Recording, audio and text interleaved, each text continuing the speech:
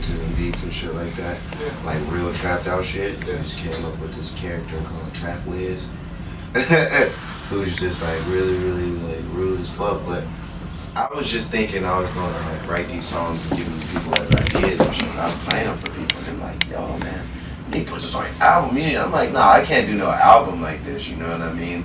But like everybody from like my niggas, like fucking Rihanna's like, yo, this is the type of shit that we want to hear. So I got like a bunch of joints where it's like you said, it's like just like 2-minute songs, like fucking verse and hook and shit like that. That's where it's fine. like, yeah, it's ideas and some of it is like crazy as hell, some of it's really good, but I just want to put it out there because it's fun. Nigga, I don't just be sharing weed. A nigga got pounds to burn, that's apparent. Just cause you up in this bitch, don't mean you gon' hit this shit. You better roll some, cupping like you got a cold or something. I'm tryna OD on THC. Nigga fuck around, gave young Khalifa pound, smoke a whole thing up in a week. Hey, roll a joint, put a worm around that motherfucker, smoke it to the face. Oh shit, nigga just got some KK in and he say he on the way. Big Pete told me church get money on him every single day. So I want everything, every room, every plane, every place, we mobbing. 28 grams, I'm cooking a zip. Pull up in a white foreign whip, I'm whipping the brick, slicker than Rick. Got your main bitch on my dick, nigga, she stick to the tip. Licking her lips, going so long with the stick. Swinging, I'm hitting the fence. James Bond, I'm on a mission. Bruce Lee, the way I kick it. Tiger Woods, the way I hit it. Look how I whip it, how I whip it. Look how I whip it, how I whip it. Look how I whip it, how I whip it. Outer space, they got a high climb. Out of sight, I'm at a mine. I did everything on my own, so I could give a fuck how you're a buck, how you're a fuck it. I guess nobody told you how to be real. How to be real, how to be real. How to be real, how to be real, how to be real. How to be real, how to be real, how to be real. How to be real, how to be real, how to be real. So, man, bro, 2014 Trap Wiz era marked one of the biggest transformations in Wiz Khalifa career up to that point. Because you got to think, man, Wiz Khalifa, when you think of Wiz Khalifa in the early 2010s, you think of chilled afro with the patch, stoned out music, laid back, literally one of the coolest dudes on earth who just made the most vibeyest music. That's where all Wiz Khalifa early projects gave. But once like 2013, 14 started rolling around, it became so prevalent that Wiz was adapting to the new sound of rap, because this when Atlanta and this when like the trap sound in general was making a resurgence and a lot of artists was coming out. And Wiz Khalifa wanted to adapt to that style, and he did it in a way that wasn't done before, especially coming from his like rap, you know, from the blog era and just the like the type of music that he made. It marked one of those times where a lot of people was confused, but a lot of fans either rocked with it and a lot of people either trashed it. Because I remember it was not that good a reception, but if you're a real OG, you know how legendary this shit is in real life. So to truly understand this era and just understand Trap Wiz in general, you gotta honestly take it back to just the beginning of, just like I said, the early 2010s, bro. This was the time where Wiz was one of the biggest, newest acts that came out in the blog times, man. Dropping Cushion Orange Juice in 2010 and getting him hella recognition, because Wiz been around for a minute. He been around since the 2000s, you know, he had a song Say Yeah. He been around for a little minute, but his real big break then coming to like when the mixtape gang took over, bro. And it's crazy it took that, because he was signed to an actual label, bro, and had a whole studio album back in 2006. That showed that he really had been out here grinding. And if it ain't one thing in Wiz music that we all used to love and all had, bro, was to just the vibe that he had, man. That smoked out music. Even though a lot of people just like I said, a lot of people love that style of music. It was one of the things that built Wiz and that really shaped him in general, bro. Because like I said, Cushion Orange Juice was a big tape that had dropped, and it really blew him up, basically. Like, it blew him up even more as an artist. And a lot of people was familiar with him, bro, to a point where that became his signature style, bro. And, you know, like I said, you know, with 2011, Rolling Papers, and just like I said, fully embracing the stoned out rapper image and the chill, laid back guy, that was the image he portrayed up to that point. Now, we know that Wiz could really get like that, though, when it came to, like, his tapes like Cabin Fever that dropped in 2011. You know, songs like Taylor Gang, all them was, like, Lex Luger beats. And that is down there trap in a way because that dropped during the time with Lex Luger and Southside Walker, all them was going ham, bro. Money, hoes, money and hoes. I got money, hoes, money and hoes. Taylor Gang, Taylor Gang, Taylor Gang, Taylor Gang, Taylor Gang, Taylor Gang, Taylor Gang, Taylor Gang. But that stemmed from Atlanta, and Wiz is nowhere near from Atlanta. So the Atlanta influence on Wiz music shows a lot, even back then, bro. It took as far back to 2011, bro. You know, prime examples of that it showed, and it really showed how gritty Wiz could really get on beats like that, bro. And it showed another side of him. But also, it played, but it still wasn't really necessarily a full-on image that he really embraced in 2014. You know, this one he still, like, while he was doing that type of music, he still had his, like, laid-back image. You know, that just what stuck with him because that's literally his music was given. And the thing about Wiz and mixtapes, it played a crucial part, bro. You know, like I said, the blog era was in full effect, bro. And a lot of out like that, Piff, etc., was still blowing up like crazy, bro. And I say all this to say that the times when Wiz was still dropping in like 20, you know, like I said, the years are early 2010s, 2011, 2012, rap was changing steady. Drill music was becoming popular. You know, the Lex Luger scene them was popping. But you know, rap changes so much, man. But during the time when, like I said, when Wiz was dropping this, all that was going on in hip hop and shit. And it's like, even though Wiz and Big Sean artists like the blog era was having their own sound and their own scene, just being, you know, making their own unique music, towards 2013, 2014 was when shit truly changed in rap, which you could say low-key changed forever in rap. But that's when trap music blossomed again, bro. Like, Metro booming, a lot of new producers, everybody was coming out and coming up at the time.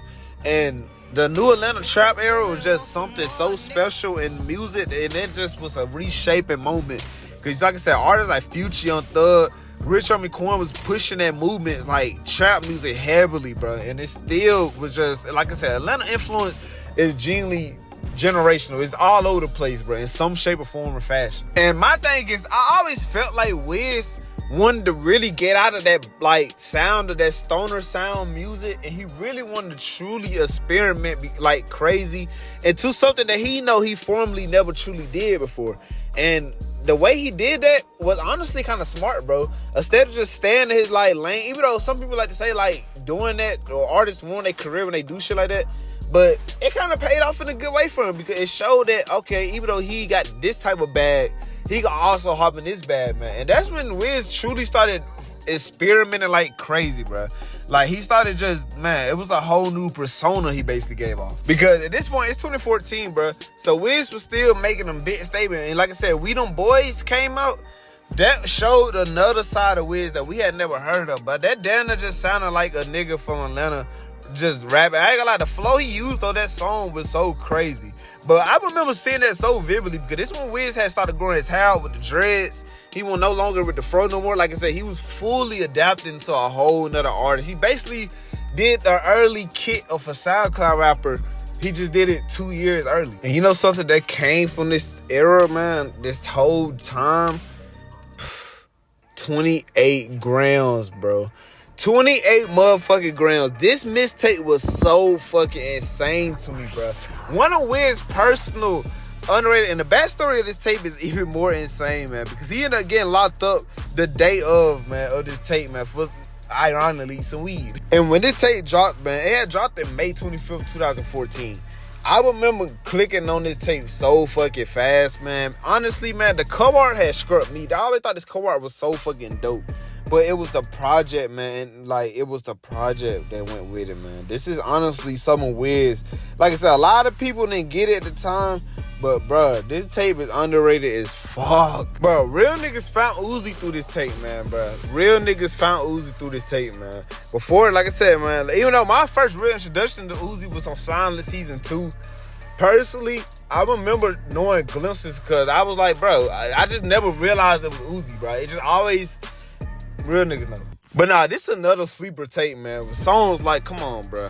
Wiz went crazy on this tape. Songs like Man Is Fired in a Bitch, he slapped on that. Keep rolling up, driving a brand new car like the motherfucker stolen. They don't understand what I'm doing. Money in my hand, nigga, 28 grams when I'm rolling. Been through New York and London and Paris and back. Oh shit is crazy. Smoking on loud, blowing on clouds. Just to the show, but don't know the amount. Taking your bitch if you leaving her out. You niggas so broke, you so homie the clown. There she go, over there, other hoes. Don't compare, throw them once in the air. Throw them once in the air. Let R is fired in a bitch, nigga. Yo bitch choose and just let her. Yo bitch choose and just let her.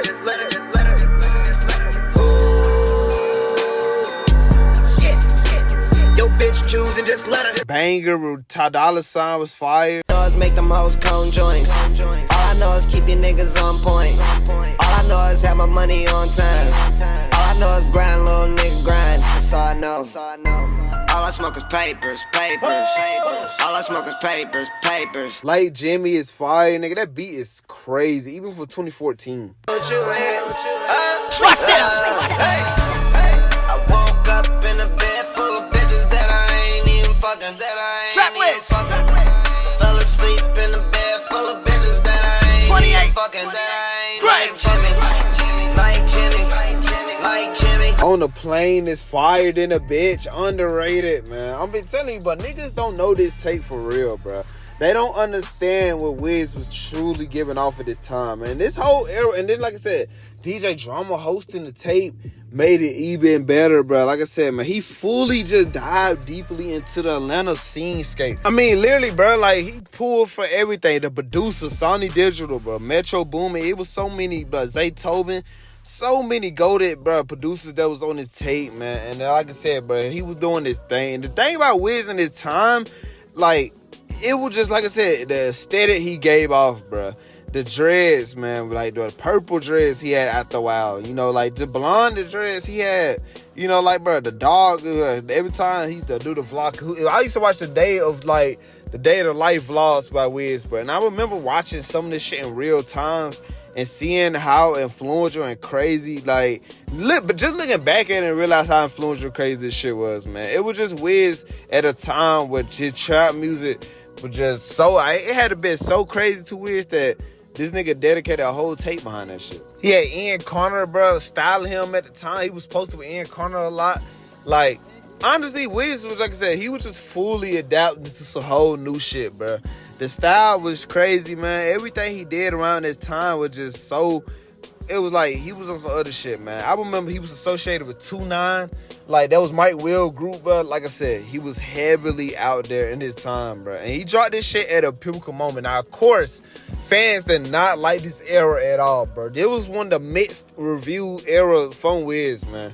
But if you really, like I said, if you just sit in the global scale and think about it, he did this shit to really get out of that, like, box, man. He got himself out of a box. Even though he took a risk with it, he got himself out of there, man. Just one of the time periods for Wiz, though, man, that honestly, it don't truly get talked about enough, man. I don't think a lot of people is familiar with this time, man. But this was one of the eras that really solidified what Wiz's place was with his rap shit. He was just one of them niggas who just experimented. And then you think about the influence that this era brought, bro. Look at what he brought. He wearing shit like the clout goggles, bro.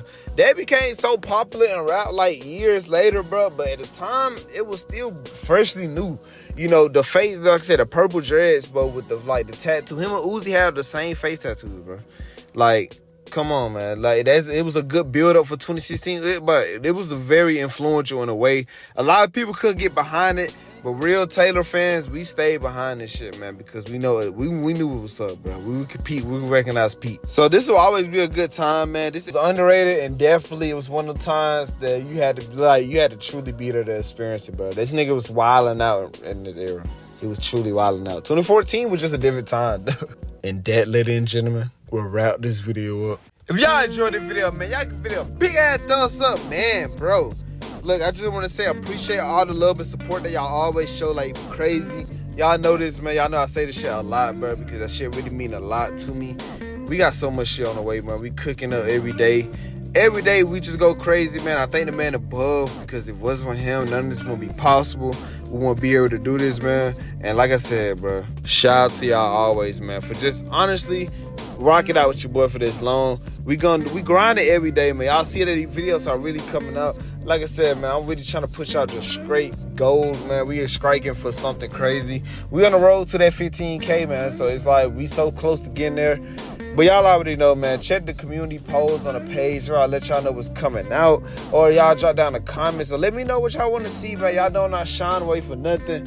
Y'all know whatever you ask for, bro, it's definitely gonna drop, bro. It's definitely gonna drop. It's probably gonna drop right there and then, but it's gonna drop though. So it's just, bear with me, man. Schedules definitely get caught up, but so much shit is definitely on the way, man. I got some videos that's like, man, I know some of y'all is gonna with it. I think y'all gonna enjoy it, man. I hope y'all enjoy it. So, to the next video, man. I love y'all. Stay safe. Stay prayed up. I love y'all. And yeah, man.